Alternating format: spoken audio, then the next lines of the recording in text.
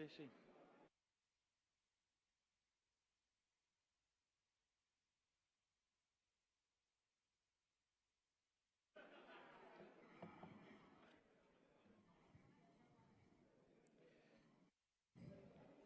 Buenas tardes.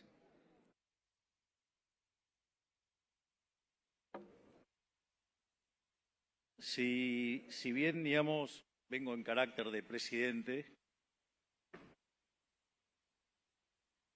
dado lo intenso que está el debate sobre si hay atraso cambiario, no puedo dejar de ser economista. Así es que me parece relevante tener este debate porque desde mi punto de vista, sacando raras excepciones, desde mi punto de vista, lo que están diciendo la mayoría de los analistas está mal. Por ende, lo que voy a hacer es mostrar por qué lo que dicen está mal. Lo que pasa es que yo lo llamé el dilema de las salvedades, porque la verdad es que si no, y como ahora, como le erraron, en lugar de aceptar que le erraron, entonces quieren forzar la realidad para clavar sus culpas. Entonces lo que yo propongo es un debate más serio, un debate intelectual y plantear esto. Es decir, lo primero, y que me parece mucho más grave, es si yo voy a definir atraso, quiere decir que para definir atraso estoy comparando contra algo. Eso quiere decir que yo tengo que conocer el vector de precios de equilibrio de la economía. Eso significa que, dado que es una economía abierta, necesito conocer las preferencias de todos los agentes de la economía sobre todos los bienes de la economía, las dotaciones y la tecnología, pero no solo para la economía argentina, sino para el mundo también. Es decir, el pobre Hayek en este momento se estaría retorciendo en su tumba. Digo, no podría creer, digamos, el nivel de fatal arrogancia que tenemos en creer que podemos hacer esa cuenta. Es decir, a veces los modelos matemáticos son buenos para entender cómo funcionan las cosas, pero, digamos, de ahí a creérsela, digo, de que venga y alguien me traiga ese vector de precios. Digamos, a ver si estamos hablando con alguien serio o estamos hablando con un chanta. Digamos, vendría bien que lean un poco a Hayek. Ahora, más allá de eso, de hecho, una de las cosas que decía Hayek, decía que una de las misiones fundamentales que tenían los economistas era contarle a la gente todas las cosas que no sabemos. Es decir, acá estamos pretendiendo crear cosas que no tenemos ni la más pálida idea. Porque si yo le pido a cada uno de ustedes que definan sus preferencias, les puedo asegurar que, los veo complicados, digamos, definiendo los axiomas y esas cosas. En ese sentido, ahora, me voy a meter con la metodología. ¿No? Entonces, el tipo de cambio real, que es en el fondo, el tipo de cambio por el nivel de precio internacional sobre el precio local, con lo cual ustedes van mirando la DEVA, la inflación internacional y la local, y con eso ven si el tipo de cambio se aprecia o no. Entonces, una de las cosas que hacen es tomar un tipo de, supongamos que lo quieren hacer más seriamente, entonces toman toda la serie desde que nació Argentina, si ustedes quieren, y hacen ese promedio. Y el primer punto es definir el intervalo de la serie. Una es, bueno, decir, ¿de dónde arrancó? Ok. Ahora, el problema es que cuando ustedes están trabajando con un promedio, la realidad es que si esa serie tiene mucha volatilidad, el promedio no sirve de nada. Y si hay algo que caracteriza a Argentina es que justamente tiene mucha volatilidad. Y no es lo mismo el tipo de cambio real en los momentos de las crisis, donde digamos, o sea, la moneda se deprecia muy fuertemente, o en los momentos donde hay confianza, donde se aprecia muy fuertemente. Y Argentina tiene todas esas características de volatilidad. Por lo tanto, tomar una medida promedio con ese nivel de volatilidad en la variable, no sé, digamos, implica un calificativo poco elegante. Ahora, otros, digamos, es más, en otros casos además cortan la serie. Entonces la pregunta es, ¿por qué la cortás a partir de este año y no a partir del otro? O algunos lo hacen de otra manera, directamente consideran, ¿sí?, que en algún momento el tipo de cambio real estaba en equilibrio y supongamos que, digamos, o sea, vino el uno, le dijo, es este, y entonces, digamos, lo tomaron. Digamos, o sea, tienen, digamos, son como una suerte de los Moisés de la economía, digamos, si le dio la info, le dijo, es este. Entonces, supongamos que le pasó alguna vez y después soy yo. Bueno. Ahora, supongamos que efectivamente le da ese número y saben ese número por algún misterio divino. Ustedes se dan cuenta que si toman ese tipo de cambio de referencia de ese momento, implica que ustedes hacia adelante están extrapolando las mismas condiciones de oferta y de demanda de cada uno de los bienes de la economía.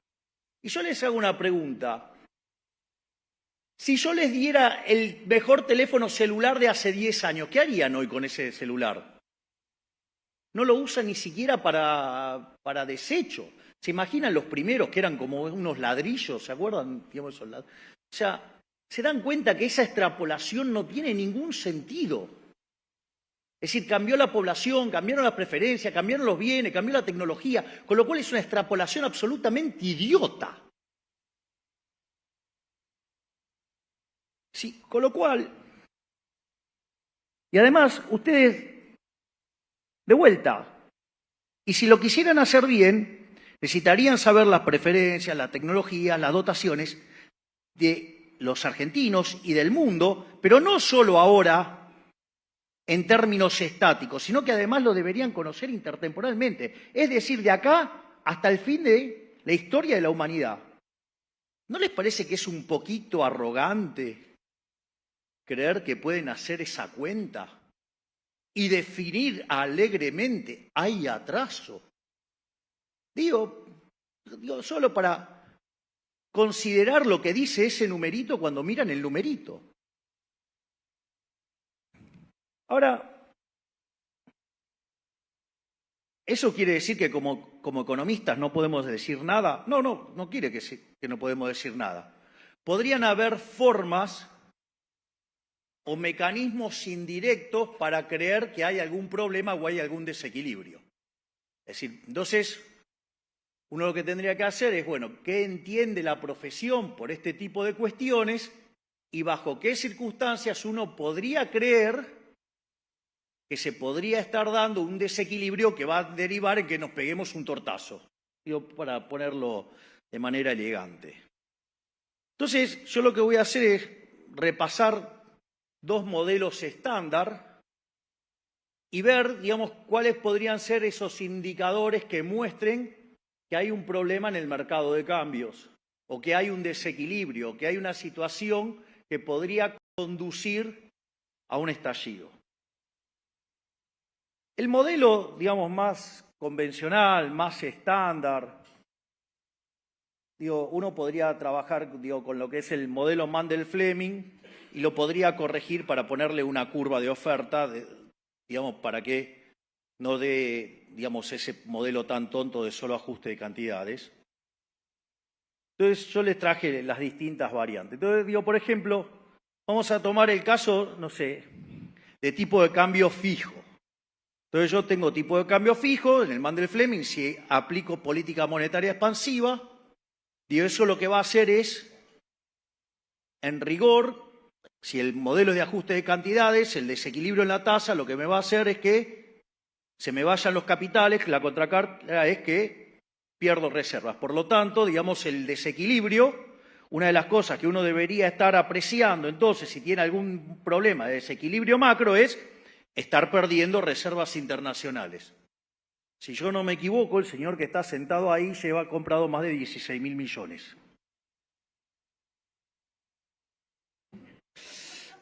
Parece que por ahí no va. Entonces, bueno, ahora vamos a suponer el caso de que ahora hacemos política monetaria activa, pero hay curva de oferta, digamos, vertical. Entonces, no solo que baja la tasa de interés y eso me genera salida de capitales, sino que además me hace subir los precios y en esa suba de los precios además se me aprecia el tipo de cambio, se me deteriora la balanza comercial, con lo cual no solo que tengo pérdida de reservas, sino que además tengo deterioro de la balanza comercial y de la cuenta corriente. Y con los precios en tendencia alcista. Digo, no está pasando porque, digamos, estamos acumulando reservas y los precios vienen en sendero decreciente. O sea, la tasa de inflación se viene cayendo y, digamos, ninguna de estas cosas se manifiestan en pérdidas de reservas. No solo eso, sino, digo, vean la deshonestidad intelectual de los que quieren que vaya mal porque le pifiaron. Si los pifiadores seriales, de vuelta. Miren, hay un analista político de Estados Unidos que cuando analizó la llegada al poder de nuestro espacio, seguramente muy influenciado por las cosas que se decían acá, como el dólar a 7.000, a 10.000, ¿no? Y todas esas cosas que decían, tenía una visión muy negativa. Y el hombre dice, miren, la verdad que me equivoqué. Y justamente no es alguien, digamos, un liberal libertario. Pero bueno, acá parece que, digamos, no es fácil reconocer, digamos, que se equivocaron. Y es más fácil, digamos, criticar hasta que se parezca, digamos, a la cosa que predijeron. Digo, les pongo como ejemplo esos que hablaban, por ejemplo, de que la tasa de interés real tenía que ser positiva y las cantidades de cosas que le han dicho a Toto y a Santiago por eso, y que si le hubiéramos hecho caso, hoy la relación de pasivos remunerados sobre base monetaria estaría en 8 o 9 veces y hoy estaríamos hablando del carry trade, de la hiper y de todos los problemas y, digamos, de cómo tendríamos que estar arreglando esto, digamos, expropiando. Así estamos. Vayan y busquen los reportes de eso que hablaban de las tasas de interés real positiva. Entonces, ese escenario tampoco está ocurriendo. Y lo que decía el dato de inflación de ayer. Miren, nosotros, a diferencia de otros... Miren, lo voy a comparar con el plan de estabilización de la convertibilidad, que fue el más exitoso de la historia. Para ver el tamaño, digamos, del problema. La convertibilidad, digamos, llega después de 2 hiperinflaciones. No hace falta que les aclare que, digamos, tener 2 hiperinflaciones allana bastante la cuestión monetaria porque destruye los activos monetarios. Por lo tanto, digamos, la posibilidad de que caiga la demanda de dinero ya, digamos, o sea, de esos niveles se hace casi imposible. Lo cual no es menor a los efectos de estabilizar una economía. Pero no solo eso, hubo una expropiación, hubo un plan Bonex. Eso no es un tipo. Además, se ancló por la fuerza, fijando el tipo de cambio. ¿Sí? Y no solo eso, sino que además hubo una suerte de acuerdo de precios. Entonces, nosotros enfrentábamos una crisis que tenía el desequilibrio monetario de la previa del Rodrigazo, un balance quebrado como el del Banco Central de Alfa. Y todo lo hicimos a mercado. Acá no hubo expropiación. Todo a mercado. Yo no tengo la culpa que no entiendan cómo funciona el problema del ancla nominal, el cual explicaré después. Entonces, y la realidad que nosotros estamos haciendo todo este proceso de estabilización, de desinflación, con corrección de precios relativos. Entonces, ¿por qué hablo de deshonestidad intelectual? Porque es cierto, digamos, la tasa de inflación ayer la conocimos, fue 8,8. Pero nosotros estamos recomponiendo precios relativos. No es que, digamos, o sea, no los estamos haciendo. Y cuando entonces ustedes miran la COR fue al 6,3. Cuando ustedes miran lo que está pasando con alimentos y bebidas, casi todos los indicadores están abajo del 3%. De hecho, digamos, la más común es, digamos, de hecho la de Fiel, digamos, dio 1,7. Es decir, que está ocurriendo. Lo que pasa es que los que le pifiaron, es más fácil decir que no hay plan de estabilización. La pregunta es, si no hay plan de estabilización, ¿qué creen? ¿Que baja de casualidad la inflación?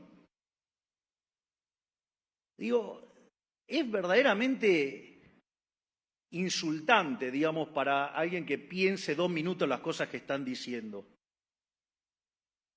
Como verán, digamos, hoy vine un poquito más sangriento que lo de costumbre. Igual tengo más, aviso.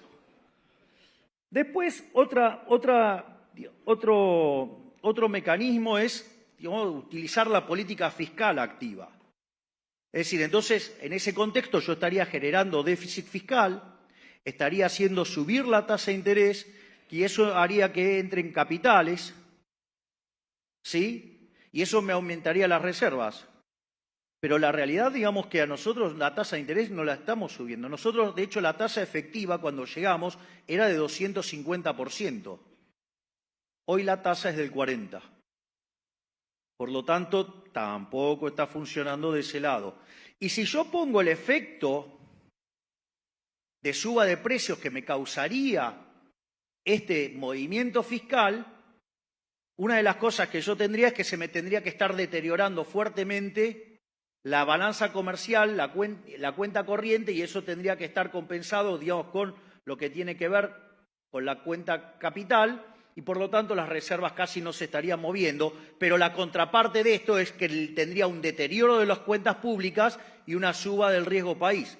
Y les guste o no, esos que decían que era imposible ajustar más que un punto del déficit en un año, nosotros hicimos un ajuste en el Tesoro de 7 puntos del PBI. Obvio, sí, en el medio de la crisis que agarramos, obvio no, y sobrereaccionamos un poquito, sí, obvio.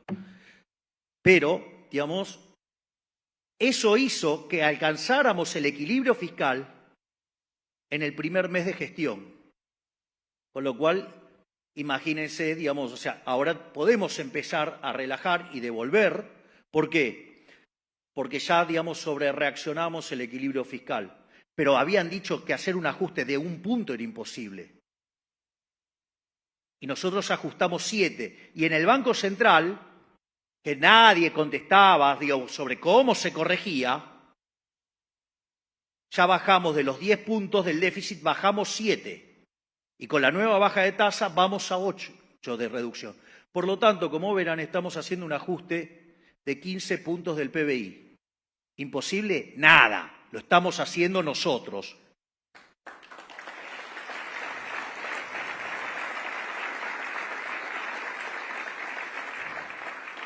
Por lo tanto, digo, todas esas formas de endeudamiento, digo, ahora no nos endeudamos. ¿Por qué? Porque tenemos equilibrio fiscal. Tenemos equilibrio en la cuenta financiera. Eso significa que la deuda no sube. Si la deuda no sube, eso significa entonces que la relación deuda-producto no es creciente. Consecuentemente somos solventes. Y eso, digamos, el mercado se dio cuenta. El riesgo país de 2.900 cayó a 1.200. Los bonos que costaban $18 cuando ganamos, ahora cuestan 60. ¡Bravo!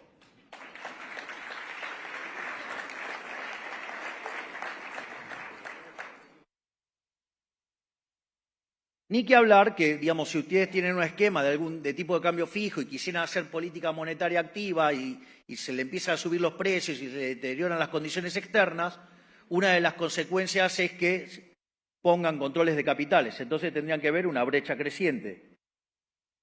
Hola, brecha, ¿dónde estabas? Porque no te vemos. ¿No? Porque, digamos, o sea, la brecha cuando corrigen por impuesto país es 0. Por lo tanto, tampoco se ve desde ese lado, digamos, el problema.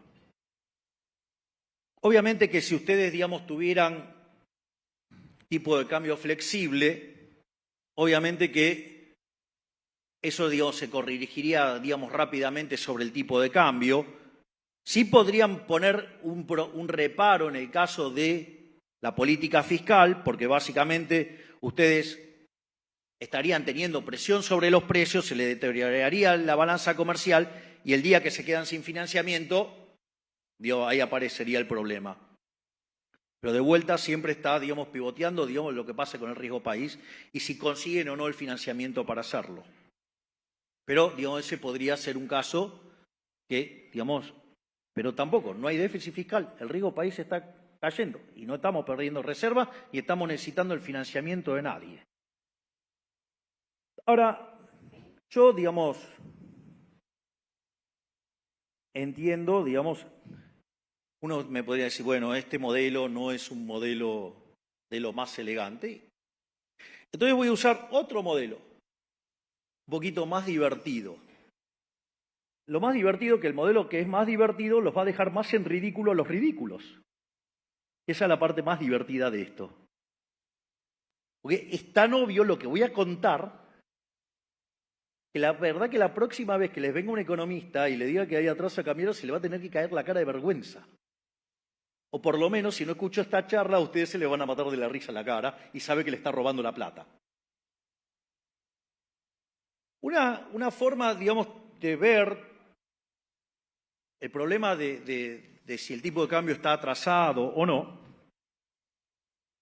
es hacer un modelo con transables y no transables. Entonces, el tipo de cambio real, si ustedes quieren, viene dado por el precio de los transables sobre el precio de los no transables.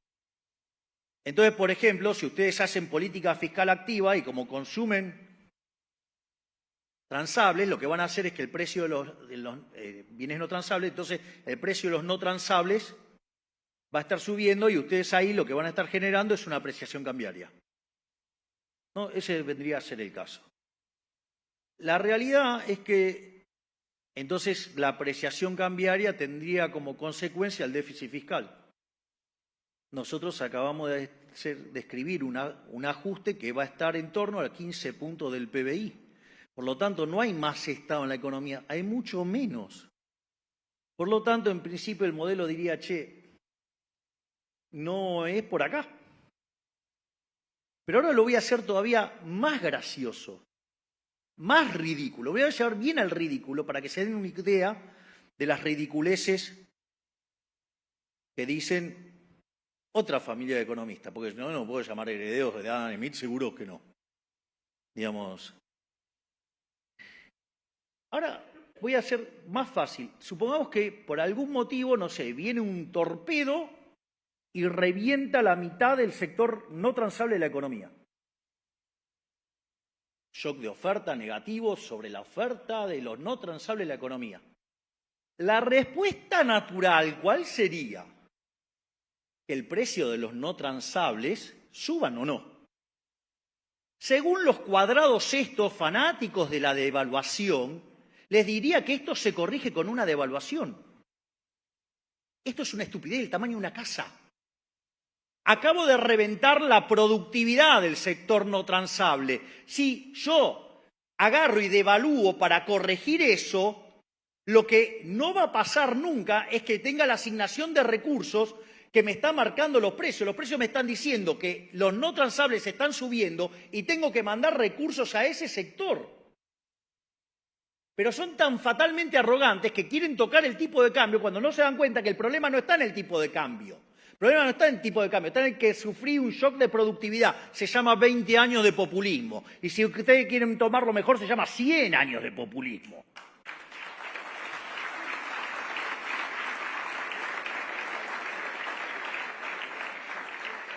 Y querer corregirlo devaluando, lo único que hace es aumentar la cantidad de pobres e indigentes y no resuelve el problema, porque con esa devaluación lo que yo estoy haciendo es abortar el proceso en el cual yo reasigno los recursos. Es decir, yo, digamos, cuando yo limpio todo el sistema, sí, va a estar cara Argentina en dólares, pero no se corrige devaluando. Se corrige vía reformas estructurales en el sector no transable, digamos, vendría a ser la regla. Por lo tanto, es absolutamente ridículo. Entonces, vamos a cada uno de los elementos. Entonces, un indicador, de que yo tengo un problema que desde la política económica estoy generando atraso cambiario, tendría que estar viendo déficit fiscal y creciente. Acabamos de decir que metimos un ajuste de 15 puntos del PBI. Listo, no hay lugar a discusión ahí. La otra es, estoy llevando, digamos, una política monetaria activa.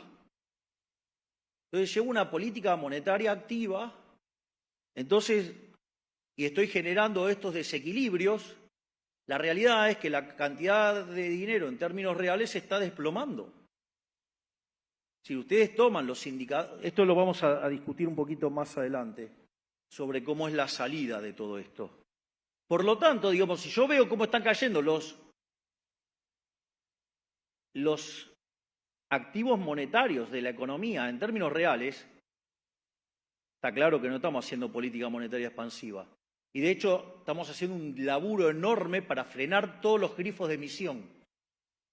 Digamos, hemos frenado el grifo fiscal. De hecho, la política fiscal hoy es un mecanismo de contracción de dinero.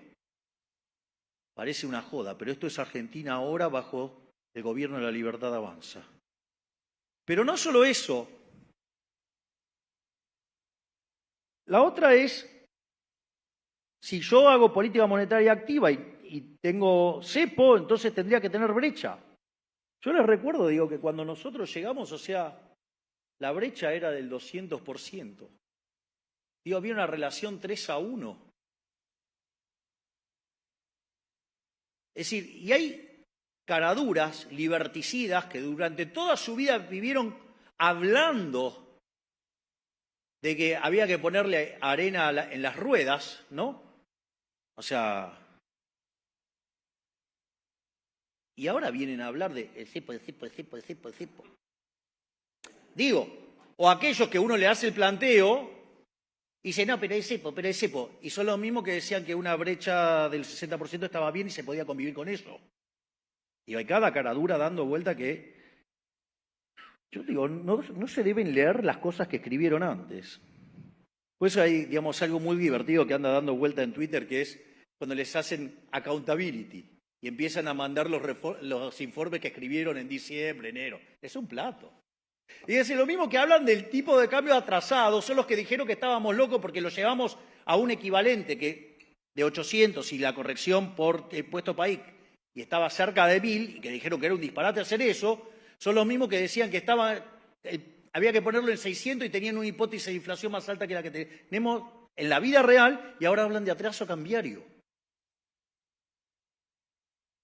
No cierra el modelo. Digo, no sé, o hacen matemática borrosa. El otro caso es el tema de las reservas internacionales. De vuelta, digamos, si tuviéramos un problema de atraso, digamos, o sea, tendríamos una sistemática caída de las reservas y no paramos de comprar. Y después el tema de los precios, ¿no? Digamos, donde claramente se ve el sendero decreciente de la inflación. Esto es interesante porque nosotros cuando llegamos, la primera semana de diciembre los precios corrían al 1 diario, que era el equivalente al 3.700% anual. En la segunda semana se aceleró a un poco más y eso anualizado daba 7.500. Y si ustedes se fijan, digamos, puede ser que mayorista sea publicado después que el IPC, pero en realidad es un indicador que se les adelanta al IPC. Y dio 54%, eso anualizado da 17.000. Y eso hubiera sido posible si hubiera habido que convalidación monetaria. Pero la convalidación monetaria no se dio porque decidimos frenar la emisión, porque decidimos pararnos arriba del gasto público y meter el ajuste fiscal no más grande de la historia argentina, sino en la historia de la humanidad. Es decir, cosa que lo reconocen en todo el mundo, menos acá, porque la calidad del ajuste no es óptima. Le voy a decir algo. No, porque tiene mucho de licuadora y poco de... y tiene tijerita. Yo le digo, digamos, o sea, primero, digamos, hemos recortado la obra pública, le hicimos cero, recortamos las transferencias discrecionales, no paramos de cortar choreos, digamos, llevamos la estructura del Estado a la mitad. No, pero es tijerita. ¿Qué tijerita? Estamos, digamos, recomponiendo tarifas, pero es tijerita. Los que decían que encima no se podía ajustar más que un punto. Y después les digo algo. Cuando la licuadora se convierte en permanente, es motosierra también. Es decir, digamos, a Toto, digamos, lo voy a llamar chanchito de yeso. Para sacarle un mango hay que romperlo todo, lo cual lo avalo. Y es un irrompible.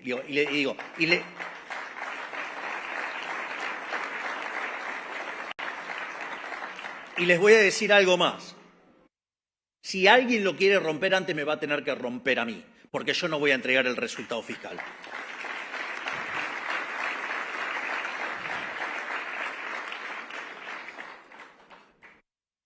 Entonces, de vuelta, gasto público decreciente, riesgo país decreciente, las tasas de interés en caída. Por lo tanto, no le cierra el modelo. O sea, no hay elemento de teoría económica que fundamente el disparate del atraso cambiario. El problema de Argentina no es un problema de atraso cambiario. O sea, de vuelta, y esto es porque no saben. La mayoría son tan chantas que no saben qué es el problema del ancla nominal. Es así de brutal, y me consta. Entonces, yo voy a explicar qué es el problema del ancla nominal. Cuando ustedes quieren saber la demanda de dinero, el dinero existe porque básicamente hay dos problemas respecto a la economía de trueque. Una es la doble coincidencia. Digamos, lo que yo quiero vender tiene que coincidir, ¿sí?, con que otro me lo quiera comprar y sea el mismo bien, digamos, para que podamos hacer una transacción recíproca. Cual es difícil. En una sociedad chiquita puede ser, en una sociedad grande se hace difícil. Y después está el problema de la indivisibilidad. Entonces, los seres humanos no se pusieron a llorar cuando pasó eso, agarró y lo arreglaron. En ese contexto apareció el dinero. Ahora, el dinero, digo, no importa, digamos, bajo qué forma, digo, cuando el hombre era nómade era el ganado, cuando, digamos, se asentó y se hizo sedentario, como lo que más comía era trigo, entonces pan, entonces el trigo se volvió moneda. ¿Por qué? Porque es un bien de intercambio indirecto, es decir, no es que lo demandaban porque querían el trigo, lo demandaban porque se servía para hacer otras transacciones. Si ustedes entienden esto, entonces la demanda de dinero en realidad es una forma de financiar el sendero intertemporal de consumo. Nadie está pensando en llevarse, digamos, el dinero al traje de madera. Digo, del otro lado no compra nada. Entonces, compra acá. Entonces, ¿para qué me lo voy a llevar del otro lado? Es un error de cálculo. O sea, de hecho, la herencia es un error de cálculo. Pero, dicho eso, ahora, profe, no te envidio. El profe Esper que acaba de llegar del Congreso. En ese contexto, entonces, la demanda de dinero es una forma de financiar el sendero intertemporal de consumo. Pero el consumo depende ¿de qué? De los parámetros profundos, diría Robert Lucas Jr., que en paz descanse. Es decir, en el fondo, de las preferencias, de las dotaciones y de la tecnología. Y como esos parámetros están dados en condiciones normales de presión y temperatura, digamos, La demanda de dinero es una cuestión granítica. Y eso tiene que ser igual a los saldos reales, es decir, la cantidad de dinero dividido el nivel de precios. Entonces, ¿qué es el ancla nominal? Que yo fijo la cantidad de dinero, ¿para qué? Para que quede determinado el nivel de precios. De ahí la naturaleza monetaria de la inflación, que si yo emito, los precios suben. Y es eso el problema del ancla nominal, que la demanda de dinero está determinada por los individuos. Y al estar determinada por los individuos, no la puede, digamos, o sea, el Banco Central lo único que puede hacer es daño, no puede, digamos, hacer bien. ¿Por qué? Porque básicamente, digamos, eso es un parámetro que está ahí. Y si ustedes empiezan a joder con la tasa de inflación y generar inflación y todo eso, digo, la demanda de dinero se empieza a mover, obvio, claro. Y ahí aparecen otros problemas. Pero básicamente ustedes fijan la cantidad de dinero, ¿para qué? Para que les quede determinado el nivel de precio. Entonces, cuando ustedes anclaron la cantidad de dinero, van a anclar el nivel de precio. A ver si se enteran. Nosotros, con el resultado fiscal, ¿sí?, lo que estamos haciendo es anclar, ¿qué cosa? La cantidad de dinero. ¿Y por qué todavía no abrimos el cepo? Porque tenemos mecanismos de emisión endógena, como ya sea los pases, como sea también los puts. El día que terminemos con los pases remunerados, digo que con las sucesivas bajas de tasa lo estamos eliminando. Una vez que también terminemos, digamos, con el problema de los puts, una de las cosas que va a pasar es que la cantidad de dinero va a quedar fija y ahí se van a encontrar con el ancla nominal. Es decir, no es siempre, digamos, el tipo de cambio. Digo, no se puede ser tan cuadrado que creer que hay una sola forma de anclar la economía. Es claro que si yo fijo el tipo de cambio, dado los precios internacionales, me quedan determinados los precios locales y dada la demanda de dinero, endógenamente se determina la cantidad de dinero. Pero digo, no es la única forma de anclar. ¿Cómo digo voy a estar anclando el tipo de cambio si me dejaron 12.000 millones de dólares de reservas negativas? ¿Está claro? Entonces, todo esto lo que hace es desmitificar que hay atraso cambiario. O sea, no hay atraso cambiario. Es decir, lo que tengo son otros problemas. Tengo un problema de infraestructura. Por ejemplo, tengo un problema de infraestructura soft, es decir, tengo un problema de base contractual. Tengo un problema de infraestructura hard, o sea, tengo un problema de fierros. Y estamos trabajando con el DNU, con la ley, digamos, de bases, estamos trabajando en lo que tiene que ver con la infraestructura soft. Estamos buscando mecanismos, digamos, de iniciativa privada para corregir la infraestructura hard. Obviamente que tenemos cuestiones en la cuestión comercial y de a poco vamos liberando las restricciones. De a poco vamos abriendo. Si no es que no lo estamos haciendo. Una de las cosas que más nos ponderó el Fondo Monetario Internacional es cómo todos los días levantamos restricciones en el mercado de cambio. Todos los días levantamos. Ahora, digo, no la vamos a hacer todas juntas. Y ahora, digo, voy a explicar también por qué. Pero, digamos, hoy tenemos mucha menos restricciones. ¿Saben? Cuando nosotros llegamos de las importaciones se pagaba solamente el 15%. Hoy se paga el 70%. Pequeña diferencia, no se la dice, ¿no? El cepo.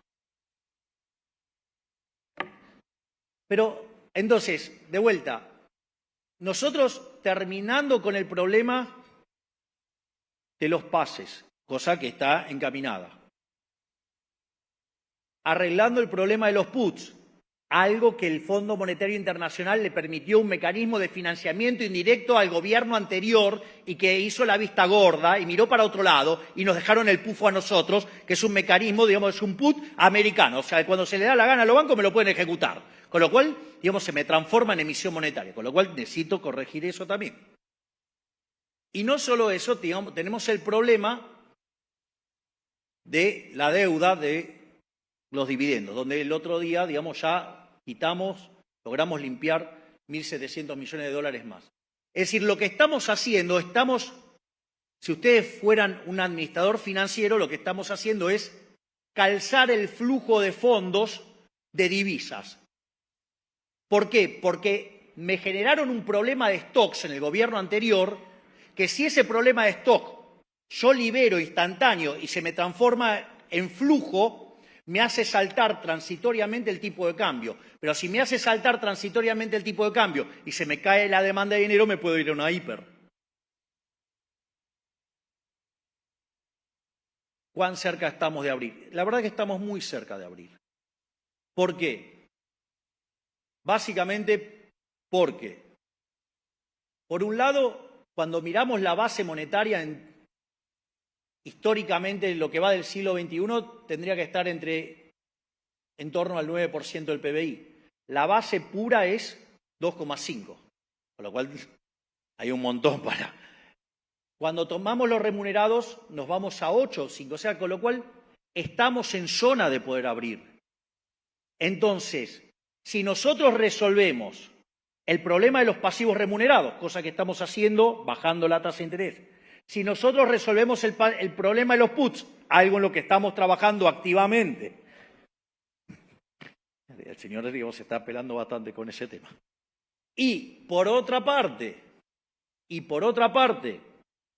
estamos arreglando el problema de los dividendos.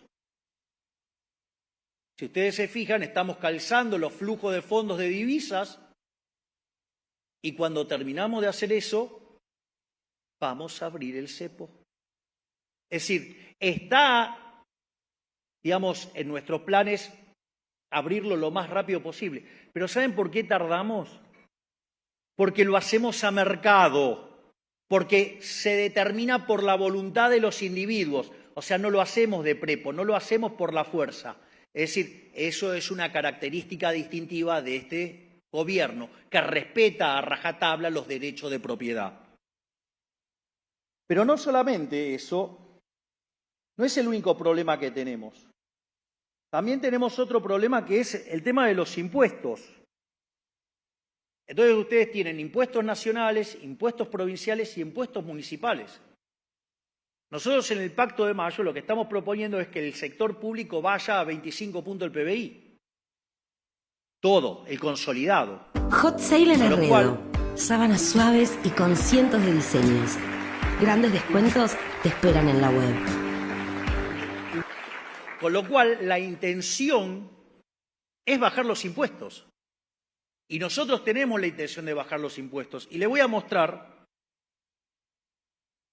dónde se demuestra que nosotros queremos bajar los impuestos. Primero, si lo miro a la Rothbard o a la Friedman, digo, cuando miro el tamaño del sector público, esa es la verdadera carga fiscal. Y con todo lo que hicimos de bajarlo, digamos, evidentemente, digamos, devolverle 15 puntos al sector privado, si en la transición cambiamos algún tipo de impuesto, es un tema de segundo orden, porque en el neto bajaron un montón.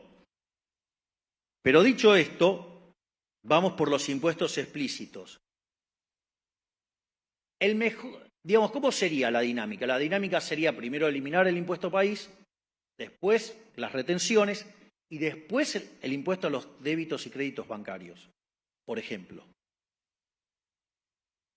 ¿Dónde ustedes pueden ver dónde está nuestra voluntad de querer bajar los impuestos? Que nunca los quisimos coparticipar. Porque si los coparticipamos no los bajamos nunca más. Entonces la mejor muestra de que los queremos bajar es que no los coparticipamos.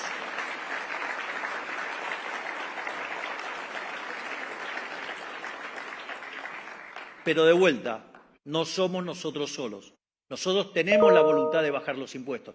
En la medida que la economía empiece a rebotar y empiece a crecer, los vamos a ir bajando. No tengan dudas. Pero no somos solo nosotros, estamos en un país federal. Y eso también lo tienen que incorporar. Es decir, no me pueden pedir a mí que yo haga lo que tiene que hacer un municipio, ni menos tampoco una provincia. Entonces, a veces, piden cosas que no están dentro de la función. Entonces, la realidad es que una vez que nosotros hagamos todo esto, si ustedes se fijan, lo que va a ocurrir es que si terminamos de limpiar el tema de los pasivos remunerados, si terminamos con los puts y además terminamos de limpiar los dividendos, lo que va a pasar es que a partir de ahí nosotros frenamos todos los grifos de emisión monetaria. Es decir, no se emite por fisco porque tenemos superávit fiscal, no se emite por sector financiero porque no tenemos estos mecanismos de emisión endógena y no se va a emitir por sector externo, es decir, vamos a ir a un tipo de cambio flexible. Esto no es menor, porque el ancla en pesos, ¿cuál va a ser? Va a ser justamente la cantidad de dinero, la cual no se va a mover. Es más, nosotros vamos a mandar una ley de emisión cero para que cuando se emita dinero vaya preso el presidente del Banco Central, el directorio del Banco Central, el ministro de Economía, el presidente de la Nación, y todos los diputados y senadores que aprueben una porquería de esas características. Y al mismo tiempo vamos a lanzar una competencia de moneda. Entonces, cuando la economía se empiece a expandir, digo, ahora van a llorar más lo del atraso cambiario, ahora se van a poner a llorar, digamos, o sea, van a tener que sentir vergüenza. Lo otro que vamos a hacer es que vamos a alargar la competencia de monedas. Por lo tanto, en la medida que la economía se expanda, es decir, y el sendero de consumo se haga más grande, digamos, o sea, en monto de consumo, asumiendo el mismo tiempo, porque ya dijimos, no sabemos el tiempo, por eso dijimos que la herencia es un problema de cálculo. Entonces, eso lo que va a hacer es incrementar la demanda de dinero. Pero nosotros no estamos poniendo pesos en la economía. Entonces, ¿cuál es la consecuencia? Que la economía se va a empezar a monetizar endógenamente por los propios individuos, poniendo, si ustedes quieren, más dólares adentro de la economía o la moneda que a ustedes se les den la gana. Por lo tanto, digamos, o sea, vamos a ir a un régimen donde el peso va a quedar fijo y ustedes van a elegir la moneda que ustedes quieran. Todas las monedas van a competir contra el peso. Digo, ¿le gusta el tipo de cambio de la canasta de moneda? Bueno, en lugar que lo determine un burócrata, los ponderados, los va a determinar ustedes mismos con sus decisiones. Es decir, se acabó el problema de la apreciación cambiaria. Eso sí, el peso va a estar como una roca, porque no se mueve. Pero ustedes van a poder elegir en qué moneda van a hacer las transacciones. Y que en la medida que la economía se expanda, la cantidad de pesos relativamente va a ser más chica. Y cuando ustedes se den cuenta, va a ser tan chica la cantidad de pesos, digamos que puedo dolarizar o la economía o cualquier esquema monetario de eso y eliminar el Banco Central. Y se terminó la posibilidad de que cualquier político ladrón de este país los vuelva a robar con el impuesto de ingresos.